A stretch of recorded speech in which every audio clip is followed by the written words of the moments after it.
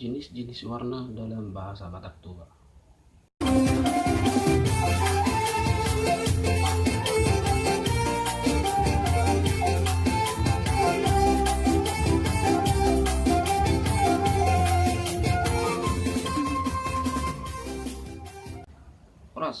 Jumpa lagi bersama saya di channel Peron Ganjang. Video kali ini kita akan membahas tentang jenis-jenis warna dalam bahasa Batak Toba.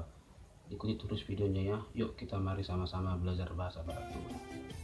Nah, yang pertama adalah warna putih. Jika warna putih itu dalam bahasa Batak disebut dengan mutar, sedangkan hitam disebut dengan birong.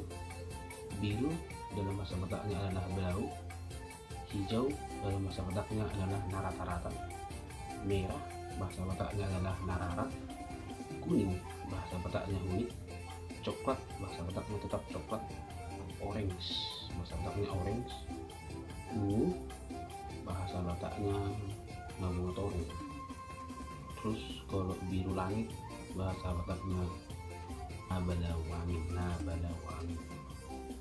Nah, itulah dulu sekedar informasi tentang bahasa Batak dari jenis-jenis warna pokok atau warna dasar dalam bahasa Indonesia.